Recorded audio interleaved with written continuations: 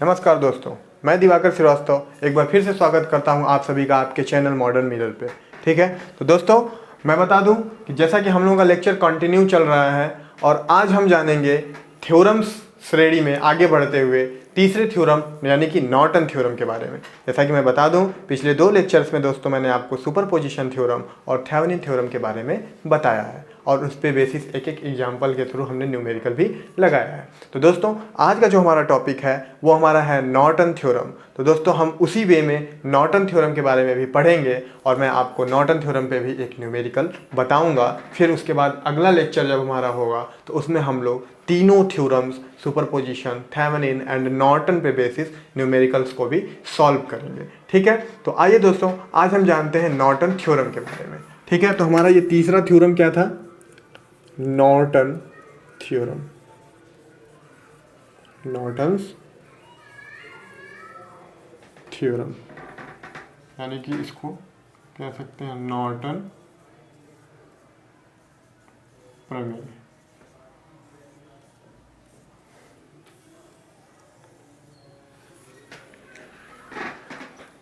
दोस्तों नॉर्टन प्रमेय क्या होता है? जैसा कि मैंने सुपरपोजिशन और थेवेनिन के बारे में बताया, ठीक उसी तरीके से अब मैं नॉर्टन के बारे में बताता हूँ।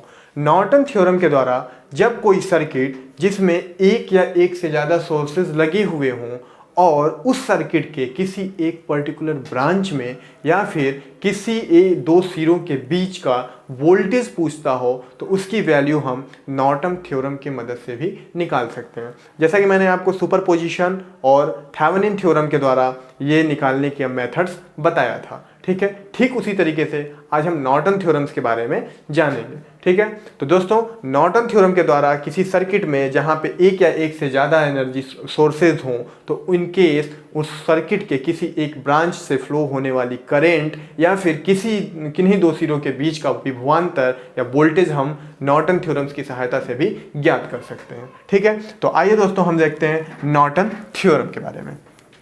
हमने मान लिया कि हमारी एक ये सर्किट है। ठीक है, ये सर्किट जिसमें ये रेजिस्टेंस लगे हुए हैं और यहाँ पे हमारा एक सोर्स लगा हुआ है।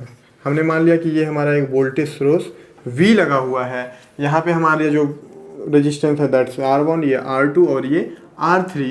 हमने मान लिया कि क्वेश्चन में हमसे पूछ दिया कि नॉर्टन थ्योरम्स की सहायता से R3 रेजिस्टेंस में फ्लो होने वाले करंट की वैल्यू क्या होगी। तो हम दोस्तों जानते हैं कि जिस रेजिस्टेंस में जिस ब्रांच में हमसे फ्लो होने वाले करंट की वैल्यू पूछता है उस ब्रांच को हम क्या कहते हैं? टारगेट ब्रांच या टारगेट टर्मिनल कहते हैं। ठीक है, इसमें फ्लो होने वाली करंट को हम IL यानी कि लोड करंट कहते हैं। इस ब्रांच के इस रेजिस्टेंस को हम लोड रेजिस्टेंस RL कहते हैं। तो दोस्तों जैसा कि बता दूं कि क्वेश्चन में आपके दिया हुआ है लोड रेजिस्टेंस की वैल्यू क्या है? R3 है। ठीक है, लोड रेजिस्टेंस की वैल्यू क्या है? R3 है। ठीक है, और IL की वैल्यू हम निकाल सकते हैं। कैसे? जैसा कि ये सर्किट दिया हुआ है तो इसमें हम पहले इक्विवेलेंट रेजिस्टेंस निकालते हैं। ठीक है, सॉरी IL की वैल्यू हमको निकालनी है। ठीक है, IL की वैल्यू हमको निकालनी है कि इससे फ्लो होने वाले करंट की वैल्यू कितनी है। तो दोस्तों नॉर्टन थ्योरम्स में हम क्या करते हैं कि जो टारगेट टर्मिनल होता है उस टारगेट टर्मिनल के ही रेजिस्टेंस को हटा करके और उसको शॉर्ट सर्किट कर देते हैं। थेवेनिन और नॉर्टन में अंतर ये है दोस्तों कि जिस थेवेनिन में हम इस रेजिस्टेंस को हटा करके इसको ओपन सर्किट करते थे, in case of Norton theorem हम इसको क्या कर देते हैं? शॉर्ट सर्किट कर देते हैं। दैट्स मीन कि इस टारगेट टर्मिनल से R3 रेजिस्टेंस को हटा देंगे और इस ब्रांच को क्या कर देंगे? शॉर्ट कर देंगे। ठीक, तो इस ब्रांच को हम शॉर्ट कैसे करेंगे? R3 को हटा देते हैं। तो R3 को दोस्तों हमने यहाँ से R3 हटा दिया।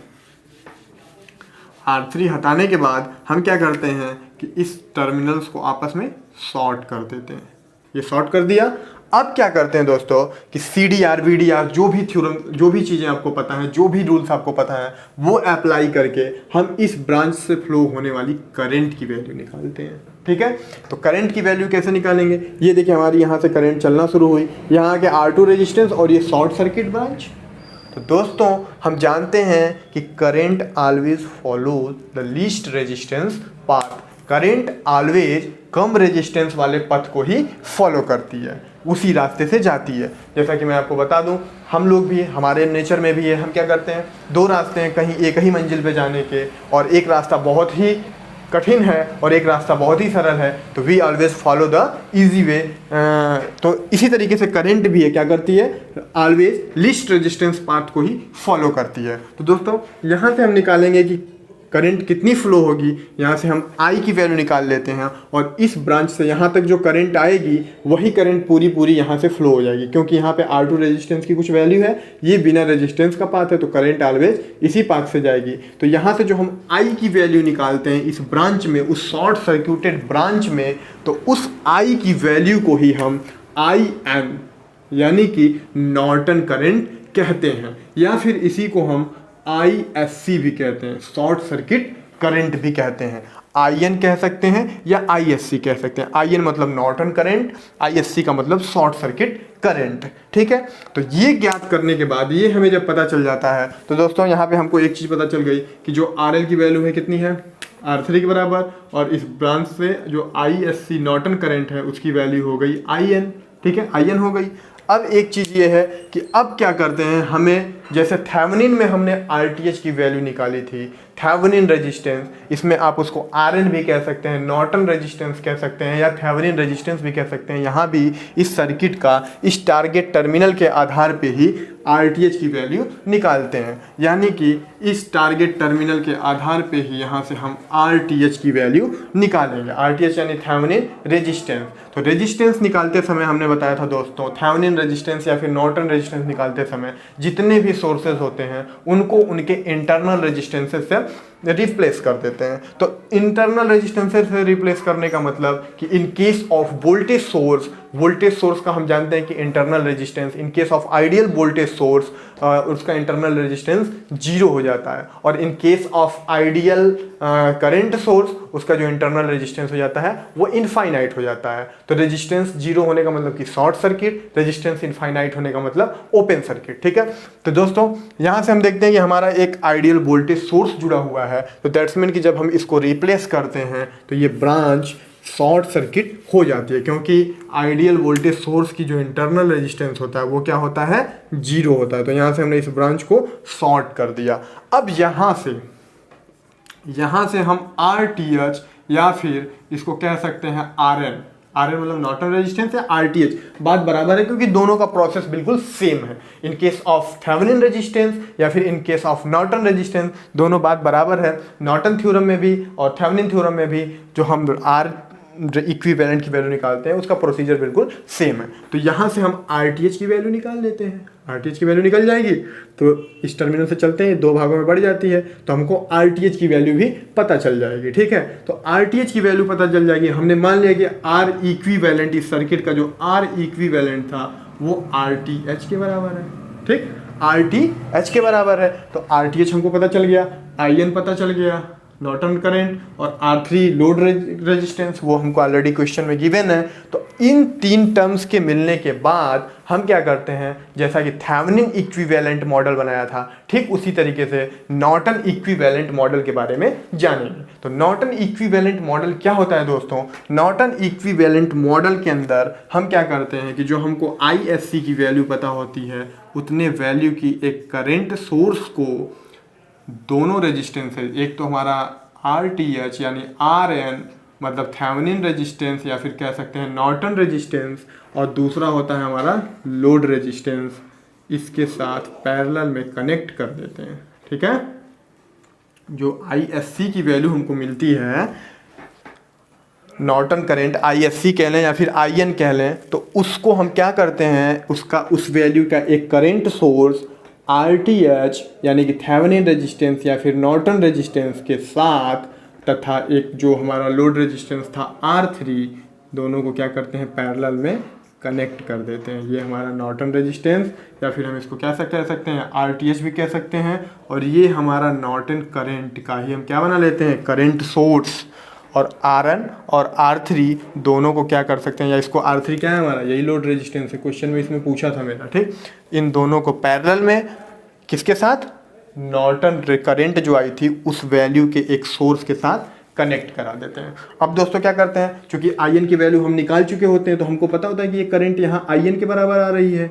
अब मान लिया कि इसमें हमारी करंट कितनी जा रही है, आई एन जा रही है, लोड करंट, यही तो हमको फाइंड आउट करना था। फिर यहाँ से हम क्या करते हैं, यहाँ से हम CDR अप्लाई करते हैं, करंट डिवीजन रूल, और इस ब्रांच में जाने वाली करंट और इस ब्रांच में जाने वाली करंट की वैल्यू हम निकाल लेते हैं। तो इस ब्रांच यानी कि लोड रेजिस्टेंस वाले ब्रांच में जाने वाली करंट की वैल्यू क्या हो जाएगी, तो हमने मान लिया कि IL है उस ब्रांच में जाने वाली करंट की वैल्यू, तो IL का जो मान हो जाएगा वो क्या हो जाएगा, टोटल करंट IN।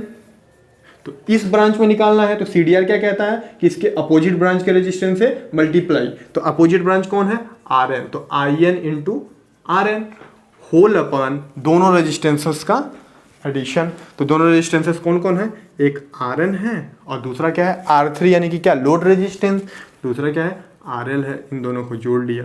ठीक, तो इस तरीके से ये IL की वैल्यू निकल गई और यही मॉडल कहलाता है नॉर्टन इक्विवेलेंट मॉडल। इस मॉडल को हम क्या कहते हैं, ये जो हमारा मॉडल है इसको बोलते हैं Norton's equivalent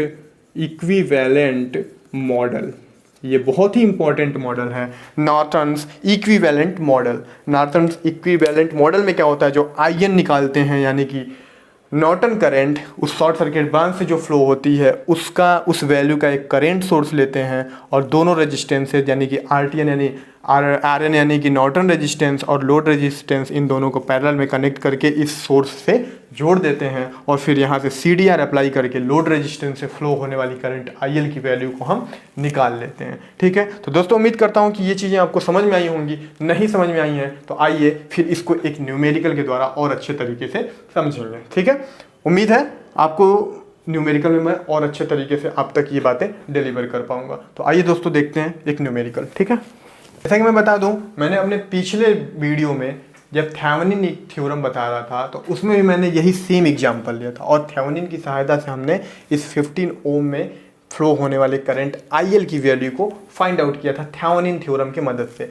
but in case of Norton, यहाँ पे आज इस एग्जांपल को हम नॉर्टन थ्योरम के द्वारा सॉल्व करेंगे। ठीक है, तो आइए दोस्तों देखते हैं नॉर्टन थ्योरम क्या कहता है। तो जैसा कि मैंने बताया, नॉर्टन थ्योरम में पहले बताया था कि उस टारगेट टर्मिनल के रेजिस्टेंस को कैसे रिप्लेस करते हैं, शॉर्ट सर्किट ब्रांच से। कैसे रिप्लेस करते हैं, शॉर्ट सर्किट ब्रांच से। फिर उसमें फ्लो होने वाली करंट की वैल्यू को हम निकाल लेते हैं। ठीक, वो वैल्यू क्या कहलाती है, नॉर्टन करंट कहलाती है, IN कहलाती है। तो सबसे पहले हम क्या करेंगे, इसको हम शॉर्ट करेंगे। ठीक, शॉर्ट करेंगे तो हमारी जो सर्किट हो जाएगी वो कुछ इस तरीके से हो जाएगी।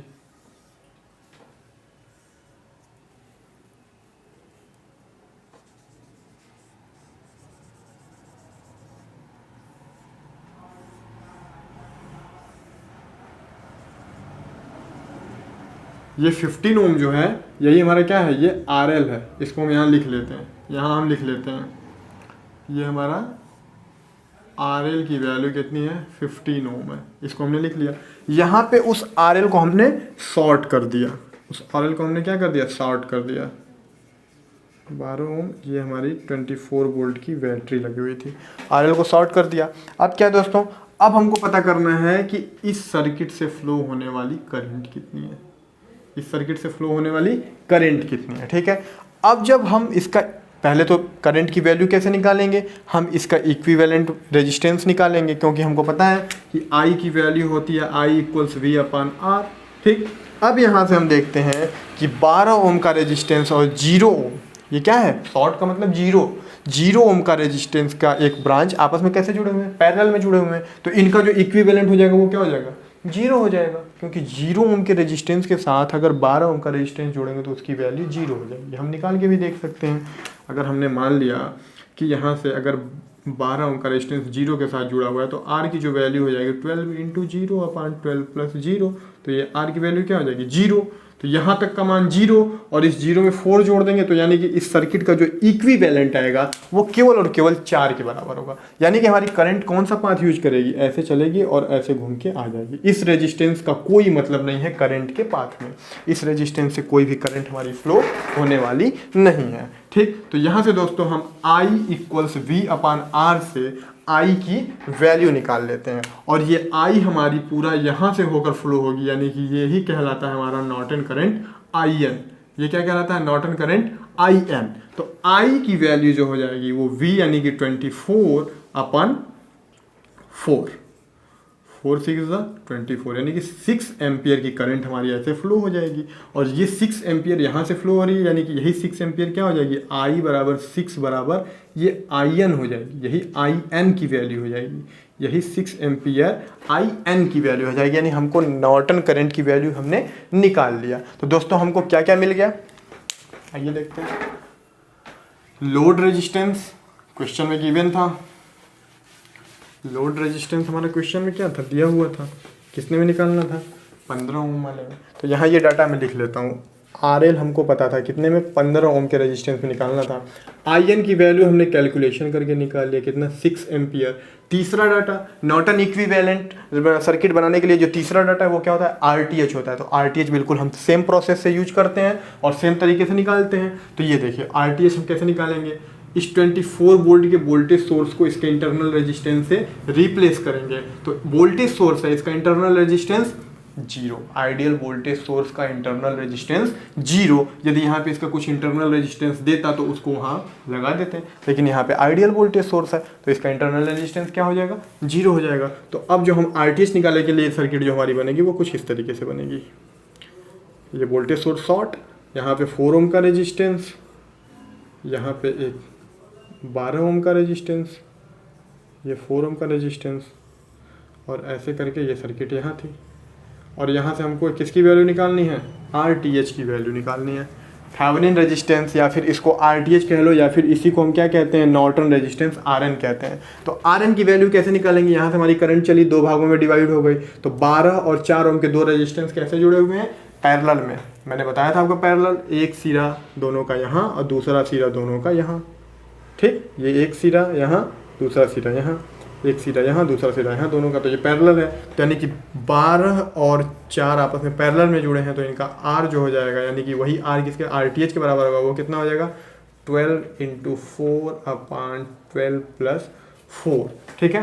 तो ये किसके बराबर हो जाएगा, RTH की जो वैल्यू हो जाएगी ये हो जाएगी हमारी 48/16, that will be equal to 3। यानी RTH की वैल्यू जो हो जाती है वो कितनी हो जाती है, 3 ओम। तो हमको नॉर्टन इक्विवेलेंट फाइंड आउट करने के लिए 3 डाटा चाहिए होते हैं। कौन कौन, पहला RL लोड रेजिस्टेंस जो कि क्वेश्चन में गिवन होता है, दूसरा IN यानी नॉर्टन करंट, वो हमने निकाल लिया यहाँ से, तीसरा RTH या RN नॉर्टन रेजिस्टेंस, वो क्या होता है, 3 ओम हमने यहाँ से निकाल लिया। ये तीनों डाटा हमको मिल गए। तो यहाँ पे हमारा RTH क्या आ गया, यहाँ पे हमारी RTH या फिर इसको RN भी कहते हैं, इसकी वैल्यू हमारी हो जाती है कितनी, 3 ओम। RTH इसलिए बता रहा हूँ ताकि आप लोगों के दिमाग में ये बात रहे कि RTH उसमें भी इसमें भी दोनों सेम प्रोसीजर हैं, दोनों सेम चीज़ें हैं, ठीक है। अब तीनों डाटा हमको मिल गया। जब तीनों डाटा हमें मिल जाते हैं तो हम क्या करते हैं, इसका नॉर्टन इक्विवेलेंट मॉडल बनाते हैं। तो नॉर्टन इक्विवेलेंट मॉडल क्या होता है कि जो हमारी IN की वैल्यू होती है उतने ही वैल्यू का एक करंट सोर्स, दोनों रेजिस्टेंसेस कौन कौन, RTH यानी थेवेनिन रेजिस्टेंस और एक लोड रेजिस्टेंस RL, दोनों को पैरेलल में जोड़ के इनके साथ उस करंट सोर्स को लगाते हैं और इनमें बहने वाली करंट की वैल्यू को हम CDR से निकालते हैं। आइए देखते हैं कैसे। तो दोस्तों ये तीनों डाटा हमें मिल गया। अब हम इसका नॉर्टन इक्विवेलेंट बनाते हैं। तो यहाँ पे एक करंट सोर्स जोड़ते हैं। तो ये करंट सोर्स की वैल्यू क्या होती है, IN के बराबर होती है। IN की वैल्यू कितनी है, 6 एम्पियर, यानी कि करंट सोर्स कितने वैल्यू का है, 6 एम्पियर का। इसके पैरेलल में ये जोड़ते हैं अपना RTH, इसके पैरेलल में हम RTH जोड़ते हैं और दोनों ये RL होता है, लोड रेजिस्टेंस RL की वैल्यू कितने दी हुई क्वेश्चन में, 15 ओम। ये हमारा हो गया RTH, इसकी वैल्यू कितनी है, 3 ओम। अब हमारी ये IN 6 एम्पियर का सोर्स है, तो यहाँ से 6 एम्पियर की करंट चली।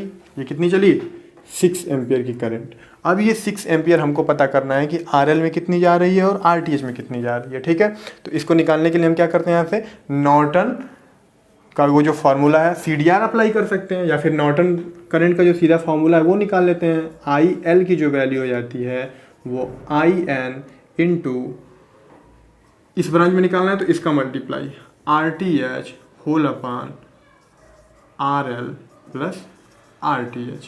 तो यहाँ पे वैल्यू पुट कर देते हैं तो क्या हो जाएगा, IN की वैल्यू 6 इंटू RTH की value 3 whole upon 15 plus 3, 15 plus 3, तो ये क्या हो जाएगा 18 अपॉन 18, एक दूसरे से कैंसिल होकर कितनी वैल्यू आ जाती है 1 एम्पियर। ठीक है, कितनी वैल्यू आ गई 1 एम्पियर। तो यहाँ यानी कि इससे फ्लो होने वाली करंट IN की वैल्यू कितना हमने निकाल लिया दोस्तों 1 एम्पियर। हमने देखा कि कल जब हमने सॉल्व किया था तो इस ब्रांच से फ्लो होने वाली करंट की वैल्यू भी क्या थी, सेम 1 एम्पियर। और आज भी जब हमने इस क्वेश्चन को सॉल्व किया नॉर्टन थ्योरम से तो इस ब्रांच से फ्लो होने वाले करंट की वैल्यू कितनी आ गई 1 एम्पियर आ गई। इसका मतलब है कि हम लोगों का सवाल बिल्कुल ही क्वेश्चन सही सॉल्व किया है और नॉर्टन थ्योरम के द्वारा भी हम किसी ब्रांच में फ्लो होने वाले करंट की वैल्यू को निकाल सकते हैं। तो यहाँ से आपने देख लिया कि हमने IL की वैल्यू, या फिर इसको याद कर लो, या फिर आपको CDR मैंने ऑलरेडी बताया ही है। CDR में क्या बताया है, यदि इस ब्रांच में करंट निकालना है तो टोटल करंट इनटू अगर इस ब्रांच में निकालना है तो उसके अपोजिट से मल्टीप्लाई, तो टोटल करंट इनटू ये होल अपॉन दोनों रेजिस्टेंसेस का एडिशन। तो वही तो हमने किया है, total current 6 into opposite branch 3 का मल्टीप्लाई होल अपॉन 15 और प्लस 3 इन दोनों को ऐड कर दिया, तो जाके हमारी वैल्यू कितनी आ जाती है 1 एम्पियर। और आपने देखा कि नॉर्टन थ्योरम यूज करके हम इस न्यूमेरिकल को बहुत ही ईजिली सॉल्व कर पाएँ। तो दोस्तों उम्मीद करता हूँ कि अब कहीं जा करके और बेहतर तरीके से आपको ये चीज़ें समझ में आई होंगी, और उम्मीद करता हूँ कि आप कोई भी डाउट नहीं होगा। यदि आपका कोई भी डाउट है तो प्लीज़ आप मेरे कमेंट सेक्शन में आकर अपना डाउट ज़रूर बताएं, ताकि मैं उसको और अच्छे तरीके से क्लियर कर पाऊँ और मुझे भी लगेगा कि हाँ मुझे कहाँ सुधार करनी है। तो दोस्तों आपसे रिक्वेस्ट है कि आप हमारे कमेंट सेक्शन में जाकर हमारे लिए जो भी नसीहत हो, जो भी सलाह हो आपके दिमाग में, वो ज़रूर दें। और हमारे चैनल पे कमेंट, लाइक, सब्सक्राइब और बेल आइकन को दबाना बिल्कुल भी ना भूलें। धन्यवाद, नमस्कार।